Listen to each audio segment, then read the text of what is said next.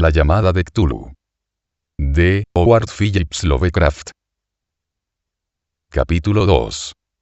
El informe del inspector Legrasse.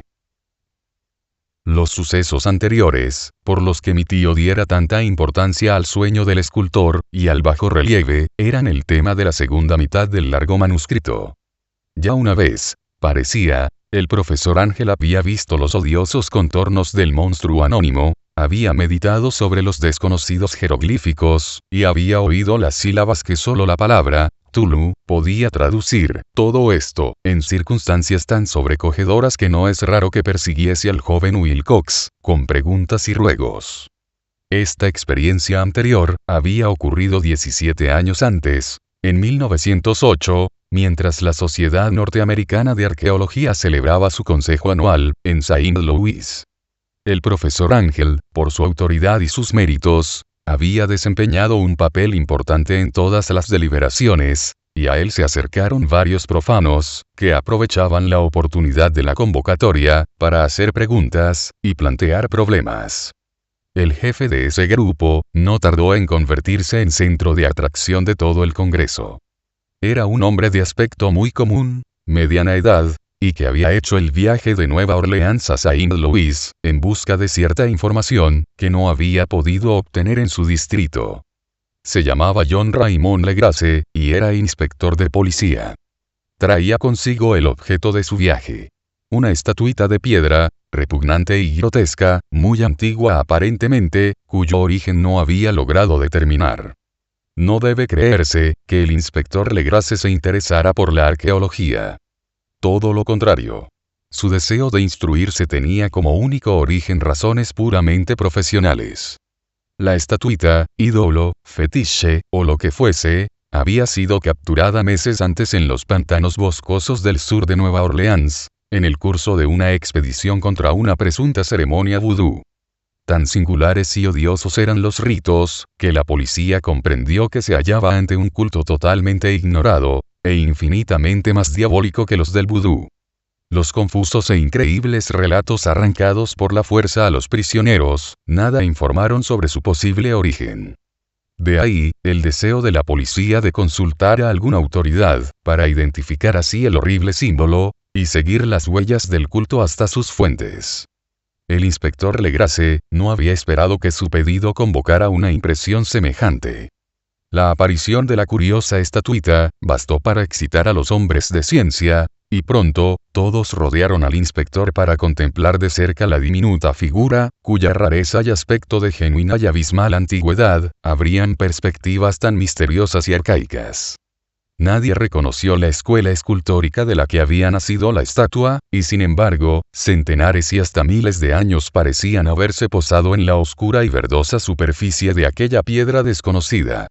La figura, que los miembros del Congreso pasaron de mano en mano para estudiarla con más minuciosidad, medía de unos 20 a 25 centímetros de altura, y estaba finamente labrada. Representaba un monstruo de contornos vagamente antropoides, pero con una cabeza de pulpo, cuyo rostro era una masa de tentáculos, un cuerpo escamoso que sugería cierta elasticidad, 4 extremidades, dotadas de garras enormes, y un par de alas largas y estrechas en la espalda. Esta criatura, que exhalaba una malignidad antinatural, parecía ser de una pesada corpulencia, y estaba sentada en un pedestal, o bloque rectangular, cubierto de indescriptibles caracteres. Las puntas de las alas rozaban el borde posterior del bloque, el asiento ocupaba el centro, mientras que las garras largas y curvas de las plegadas extremidades hacían el borde anterior, y descendían hasta un cuarto de la altura del pedestal. La cabeza de cefalópodo se inclinaba hacia el dorso de las garras enormes que apretaban las elevadas rodillas. El conjunto daba una impresión de vida anormal, más sutilmente terrorífico, a causa de la imposibilidad de establecer su origen. Su vasta, pavorosa e incalculable edad era innegable. Sin embargo, nada permitía relacionarlo con algún tipo de arte de los comienzos de la civilización. El material de la estatua encerraba otro misterio. No había nada parecido, en la geología, o la mineralogía, aquella pieza jabonosa, verdinegra, de estrías doradas o iridiscentes. Los caracteres de la base eran igualmente desconcertantes, y ninguno de los miembros del Congreso, a pesar de que representaban a la mitad de las autoridades mundiales en esta esfera, pudo descubrir el más remoto parentesco lingüístico. Tanto la figura, como el material, pertenecían a algo increíblemente lejano, totalmente distinto de la humanidad que conocemos. Algo sugería, de un modo terrible, antiguos y profanos ciclos en los que nuestro mundo, y nuestras concepciones no habían participado.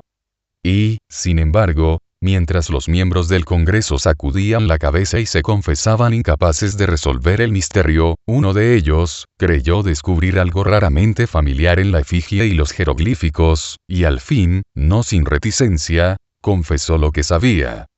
Este hombre era, el hoy desaparecido, William Channing Webb, profesor de antropología en la Universidad de Princeton, y explorador de bastante renombre. 48 años antes, el profesor Webb había recorrido Groenlandia e Islandia en busca de ciertas inscripciones rúnicas, que hasta ese entonces no había podido descubrir. En la costa occidental de Groenlandia, se había encontrado con una tribu degenerada de esquimales, cuya religión, un culto demoníaco curioso, lo había impresionado sobremanera por su faz deliberadamente sanguinaria y repulsiva. Era aquella, una fe que los otros esquimales ignoraban casi del todo, y a la que se referían estremeciéndose. Databa, decían, de épocas muy antiguas, anteriores al nacimiento del mundo. Junto a ritos anónimos y sacrificios humanos había invocaciones de origen tradicional, dirigidas a un demonio supremo, Otornasuk. El profesor Webb había oído esa invocación en boca de un viejo Angekok, o brujo sacerdote, y la había transcrito fonéticamente, hasta donde era posible, en caracteres romanos. Pero lo que ahora parecía importante era el fetiche adorado en ese culto, y alrededor del cual bailaban los esquimales cuando la aurora boreal brillaba muy por encima de los acantilados de hielo. Era, declaró el profesor, un tosco bajorrelieve de piedra, con una figura horrible, y algunos caracteres misteriosos. Creía recordar que se parecía, por lo menos en todos los rasgos esenciales, a la criatura bestial que ahora estaban examinando. Este relato, recibido con asombro y sorpresa por los miembros del Congreso, pareció excitar al inspector Legrasse, que abrumó al profesor a preguntas. Habiendo copiado una invocación recitada por uno de los oficiantes del pantano, rogó al profesor Webb que tratase de recordar las sílabas recogidas en Groenlandia. Siguió una comparación exhaustiva de todos los detalles, y un instante de sombrío silencio cuando el profesor y el detective convinieron en la virtual identidad de las frases. He aquí, en sustancia, la división de las palabras fue establecida de acuerdo con las pausas tradicionales observadas por los oficiantes, lo que el brujo esquimal, y los sacerdotes de Luisiana habían cantado a sus ídolos. Nglui, Glunaf, Tulu, Rie, Uganabl, Ftagn. Legrasse había tenido más suerte que el profesor Webb, pues varios prisioneros le habían revelado el sentido de esas palabras. Era algo así. En su casa de Rie, el fallecido Tulu espera soñando. Y entonces, respondiendo a un ruego general, el inspector relató minuciosamente su experiencia con los fieles del pantano. Veo ahora que mi tío dio gran importancia a esa historia. Tenía cierto parecido con las ensoñaciones más extravagantes de los teósofos, y los creadores de mitos, y revelaba una asombrosa imaginación de carácter cósmico, que nadie hubiese esperado entre parias y vagabundos. El 1 de noviembre de 1907, la policía de Nueva Orleans había recibido un alarmado mensaje de la región pantanosa del sur. Los colonos, gente primitiva, pero de buen natural, descendientes en su mayor parte de Lafite, eran presas del pánico a causa de algo desconocido que había invadido la región durante la noche. Se trataba en apariencia de un culto vudú, pero de una especie más terrible que todo lo que ellos conocían. Desde que el malévolo tam-tam había comenzado a sonar incesantemente en aquellos bosques oscuros donde nadie osaba aventurarse, habían desaparecido varias mujeres y niños. Se habían oído gritos irracionales, chillidos desgarradores y cantos lúgubres, y unas llamas diabólicas habían bailado en la espesura. Los vecinos, añadía el aterrorizado mensajero, no podían soportarlo. En las primeras horas de la tarde, 20 policías partieron en 2 carricoches y un automóvil, guiados por el tembloroso colono. Cuando el camino se hizo intransitable, abandonaron los vehículos, y durante varios kilómetros chapotearon en silencio a través de los espesos bosques de cipreses, donde nunca penetraba la luz del día. Raíces tortuosas, y nudos malignos de musgo español retardaban la marcha, y de vez en cuando una pila de piedras húmedas, o los fragmentos de una pared en ruinas hacían más depresiva aquella atmósfera que los árboles deformados, y las colonias de hongos contribuían a crear. Al fin apareció un miserable conjunto de chozas, y los histéricos colonos corrieron a agruparse alrededor de las vacilantes linternas. El apagado golpear de los tantams se oía débilmente a lo lejos, la brisa traía, muy de cuando en cuando, un chillido que helaba la sangre. Un resplandor rojizo parecía filtrarse por entre el follaje pálido, más allá de las interminables avenidas de la noche selvática.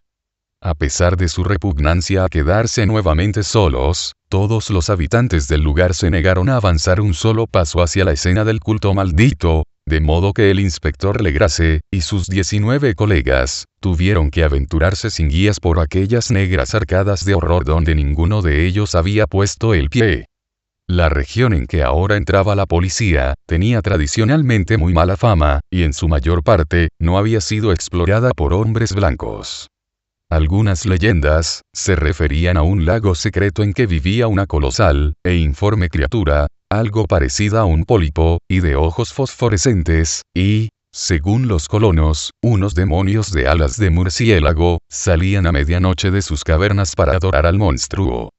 Afirmaban que éste estaba allí desde antes que la Salle, de los indios, y aun de las bestias y pájaros del bosque. Era una verdadera pesadilla, y verlo significaba la muerte. Pero se aparecía en sueños a los hombres, y eso bastaba para que estos se mantuviesen alejados. La orgía vudú se desarrollaba en los límites extremos del área aborrecida, pero aún así, el emplazamiento era bastante malo, y eso quizá había aterrorizado a los colonos más que los chillidos o incidentes. Solo la poesía o la locura podían haber reproducido los ruidos que oyeron los hombres de Legrasse, mientras atravesaban lentamente el sombrío pantano, acercándose a la luz rojiza, y a los apagados tantams. Hay una cualidad vocal propia de las bestias. Y nada más terrible que oír una de ellas cuando el órgano de donde proviene debería emitir otra. Una furia animal, y una licencia orgiástica se exacerbaban allí, hasta alcanzar alturas demoníacas, con gritos y aullidos extáticos que reverberaban en los bosques tenebrosos, como ráfagas pestilentes, surgidas de los abismos del infierno. De vez en cuando cesaban los gritos, y lo que parecía un coro de voces roncas entonaba la odiosa melopea. Nglui, Nglunaf, Tulu, Rie, Uganabl, Ftagn. Por fin, los hombres llegaron a un sitio, donde el bosque era menos denso, y se encontraron de pronto, en el lugar mismo de la escena. 4 trastabillaron, un quinto perdió el conocimiento, y otros 2 lanzaron un grito de horror que, por suerte, fue apagado por el tumulto salvaje de la orgía. Legrasse roció con agua pantanosa el rostro del hombre desvanecido, y luego todos contemplaron el espectáculo fascinados por el horror. En un claro natural del pantano, se alzaba una isla verde de tal vez un acre de extensión, desprovista de árboles y bastante seca. Allí saltaba y se retorcía una horda de anormalidades humanas, más indescriptibles que cualquiera de las que hubiese podido pintar un cime, o una angarola. Sin ropas, esta híbrida muchedumbre bramaba, rugía, y se contorsionaba alrededor de una hoguera circular. De vez en cuando se abrían las cortinas de fuego y se podía distinguir en el centro, un bloque de granito de unos 2,5 metros de alto, en cuya cima, incongruente por su pequeñez, se alzaba la funesta estatuita. En 10 cadalsos instalados a intervalos regulares, en un ancho círculo que rodeaba la hoguera, con el monolito como centro, colgaban con la cabeza hacia abajo los cuerpos extrañamente mutilados de los desaparecidos colonos. Dentro de este círculo, saltaba y rugía el anillo de fieles, moviéndose de izquierda a derecha, en una bacanal interminable entre el círculo de cadáveres y el círculo de fuego. Pudo haber sido solo la imaginación, o pudo haber sido un simple eco, pero uno de los hombres, un impresionable español, Creyó oír que las invocaciones eran seguidas por unas respuestas antifonales, que procedían de un lejano y sombrío lugar, situado en lo más profundo de aquel bosque de leyenda. Este hombre, Joseph D. Galvez, a quien más tarde encontré e interrogué, era desbordantemente imaginativo. Llegó a decir que había oído el débil golpear de unas grandes alas, y que había vislumbrado unos ojos luminosos, y una enorme masa blanca detrás de los árboles más lejanos. Pero creo que estaba demasiado influido por las supersticiones locales. La inactividad de los hombres paralizados fue comparativamente de poca duración. El deber venció pronto todas las dudas, y aunque los celebrantes debían de llegar al centenar, la policía, confiada en sus armas de fuego, irrumpió en medio de la horda. Durante 5 minutos el caos y el tumulto fueron indescriptibles. Hubo furiosos golpes, disparos y huidas. Pero finalmente Legrasse pudo contar 47 prisioneros, a los que obligó a vestirse rápidamente, y que rodeó de policías.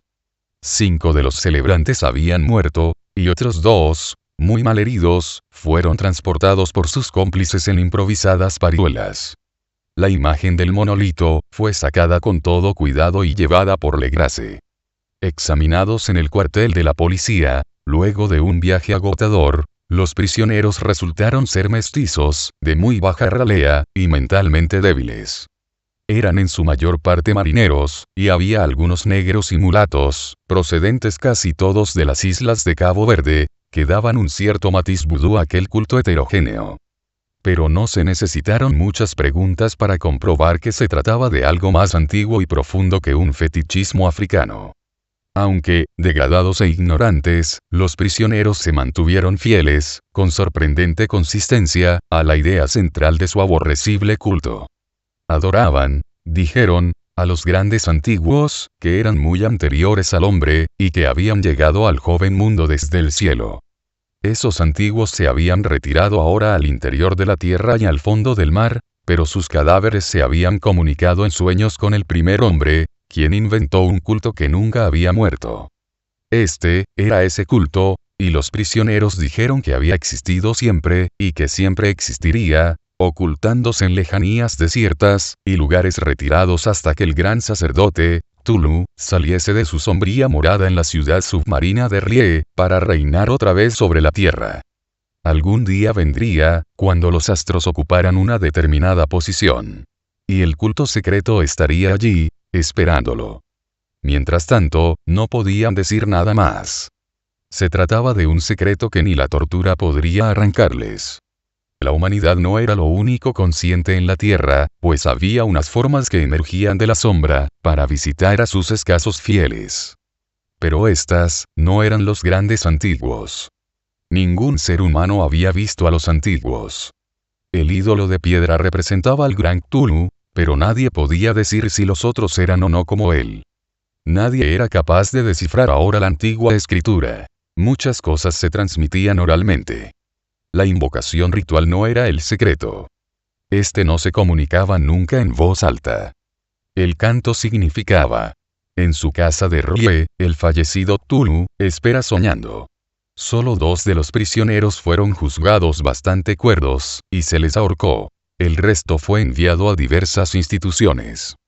Todos negaron haber participado en los crímenes rituales, y afirmaron que los culpables de aquellas muertes eran los alas negras, que habían venido hasta ellos, desde su refugio inmemorial en el bosque encantado.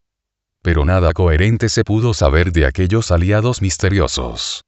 Lo que la policía logró obtener salió en su mayor parte de un viejísimo mestizo llamado Castro, quien pretendía haber tocado puertos distantes, y hablado con los jefes inmortales del culto en las montañas de China. El viejo Castro recordaba fragmentos de odiosas leyendas que empequeñecían las especulaciones de los teósofos, y hacían de nuestro mundo algo reciente y fugaz. En ciclos muy lejanos, otros seres habían gobernado la tierra. Habían vivido en grandes ciudades, y sus vestigios podían encontrarse aún, le habían dicho a Castro los inmortales de China, en unas piedras ciclópeas de algunas islas del Pacífico. Habían muerto muchísimo antes de la aparición del hombre, pero había artes que podrían revivirlos, cuando los astros volvieran a ocupar su justa posición en los cielos de la eternidad. Estos seres, indudablemente, procedían de las estrellas, y habían traído sus imágenes con ellos. Estos grandes antiguos, continuó Castro, no eran de carne y hueso. Tenían forma, ¿no lo probaba acaso esta imagen estelar? Pero esa forma no era material. Cuando las estrellas eran propicias, iban de mundo en mundo a través del cielo. Pero cuando eran desfavorables, no podían vivir. Pero aunque ya no viviesen, no habían muerto en realidad. Yacían todos, en casas de piedra en la gran ciudad de Rie, preservada por los sortilegios del gran Cthulhu, para el día que las estrellas, y la tierra, pudiesen recibir su gloriosa resurrección. Pero en esa época, alguna fuerza exterior debía ayudar a la liberación de sus cuerpos. Los conjuros que impedían que se descompusieran, impedían también que se moviesen, y los antiguos, tenían que contentarse con yacer, y pensar en la oscuridad, mientras transcurrían millones de años. Conocían todo lo que ocurría en el mundo, pues su lenguaje consistía en la transmisión del pensamiento. En ese mismo instante hablaban en sus tumbas. Cuando, luego de un caos infinito, aparecieron los primeros hombres, los grandes antiguos hablaron a los más sensibles moldeándoles los sueños. Aquellos primeros hombres, murmuró Castro, establecieron el culto con que se adoraba a los ídolos de los grandes antiguos. Ídolos traídos de estrellas oscuras, en una época infinitamente lejana. Ese culto, no moriría hasta que las estrellas volvieran a ser favorables. Los sacerdotes sacarían entonces, al gran Cthulhu, de su tumba para que reviviese a sus vasallos, y volviera a asumir su reinado en la tierra. Ese tiempo sería fácil de conocer, pues entonces, la humanidad se parecería a los grandes antiguos. Salvaje y libre, más allá del bien y del mal, sin moral y sin ley. Y todos los hombres gritarían y matarían, y gozarían alegremente. Los antiguos, liberados, enseñarían nuevos modos de gritar y matar y gozar, y el mundo entero ardería en un holocausto de libertad y éxtasis.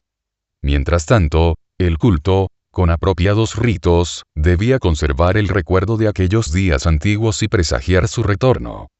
En los primeros tiempos, algunos hombres escogidos habían hablado en sueños con aquellos seres, pero luego algo había pasado.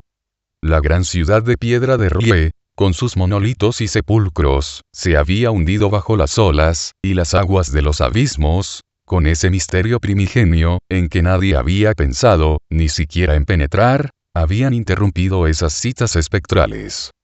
Pero los recuerdos no morían, y los altos sacerdotes afirmaban que cuando los astros fuesen favorables, la ciudad volvería a la superficie.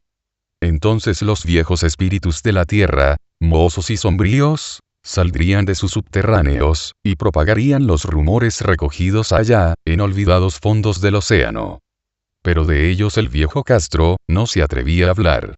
Se interrumpió de pronto, y ni la persuasión ni las sutilezas pudieron arrancarle otras informaciones. Tampoco quiso mencionar, curiosamente, el tamaño de los antiguos. En cuanto al culto, afirmó que su centro debía encontrarse en los desiertos intransitados de Arabia, donde Irem, la ciudad de los pilares, sueña aún intacta y secreta. No tenía relación alguna con la brujería europea, y solo era conocido por sus miembros.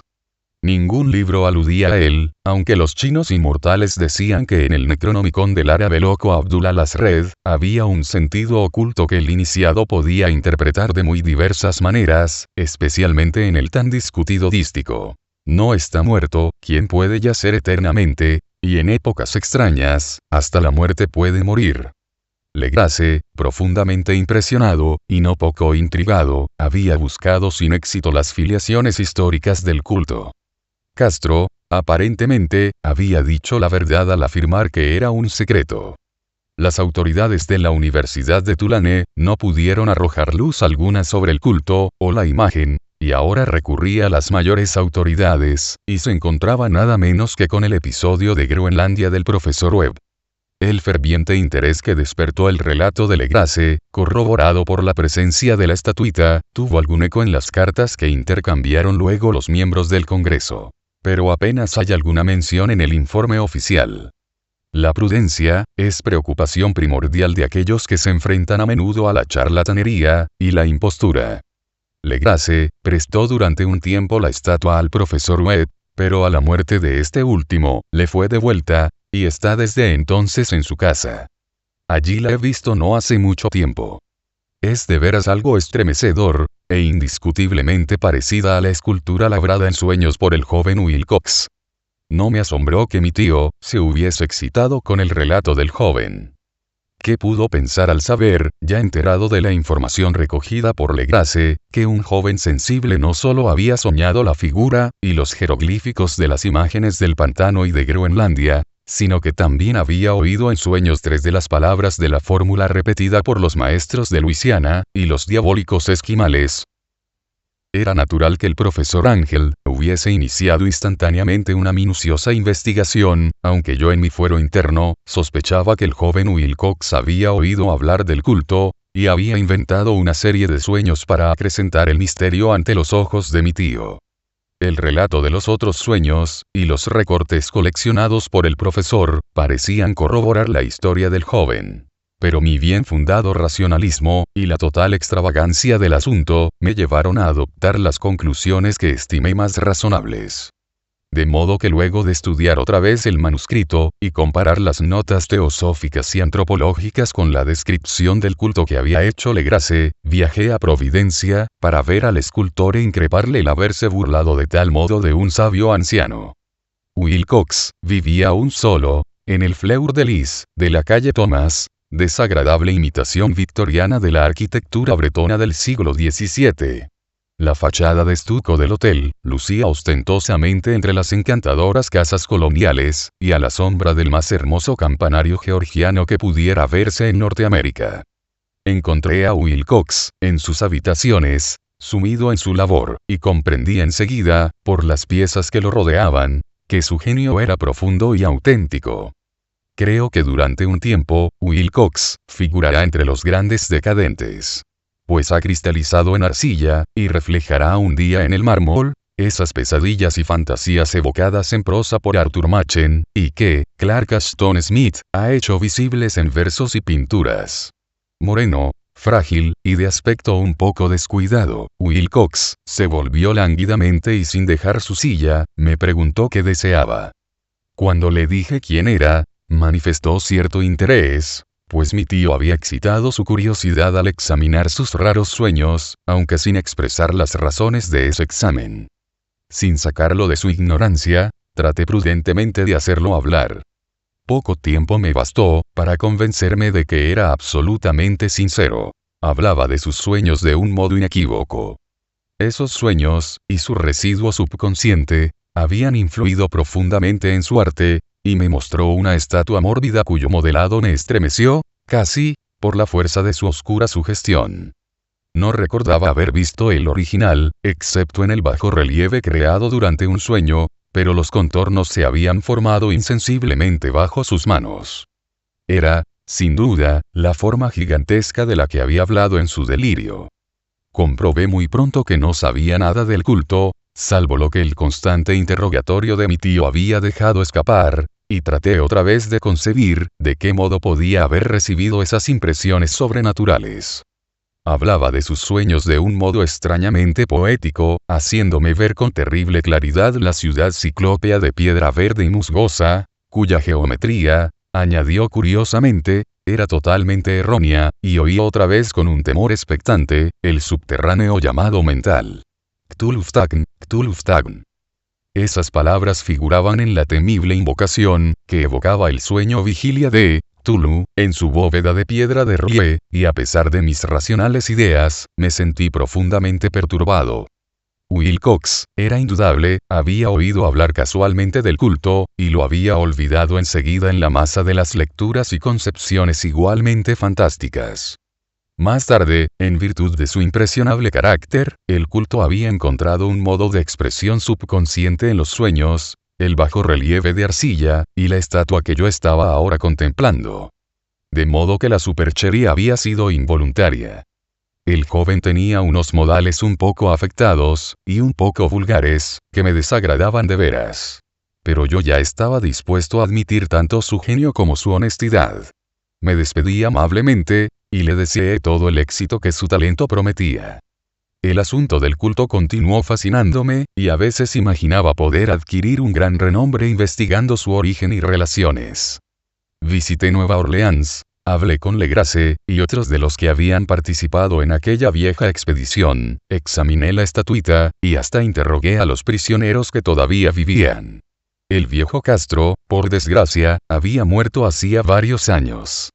Lo que escuché entonces de viva voz, aunque no fue más que una confirmación detallada de los escritos de mi tío, acrecentó mi interés, y tuve la seguridad de estar sobre la pista de una religión muy antigua y secreta, cuyo descubrimiento me convertiría en un antropólogo famoso.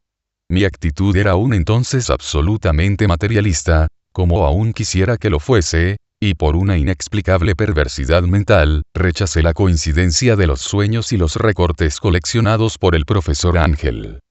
Hubo algo, sin embargo, que comencé a sospechar, y que ahora creo saber. La muerte de mi tío no fue nada natural.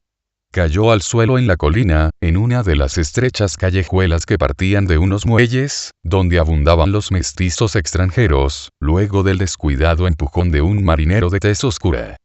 Yo no había olvidado que los oficiales de Luisiana se distinguían por la mezcla de sangres y sus intereses marinos, y no me hubiera sorprendido conocer la existencia de agujas venenosas y métodos criminales secretos, tan faltos de piedad como aquellas creencias y ritos misteriosos. Legrasse y sus hombres, es cierto, no habían sido molestados. Pero en Noruega, acaba de morir un marino que veía cosas. No pudieron haber llegado a oídos siniestros las investigaciones realizadas por mi tío, luego de encontrarse con el escultor.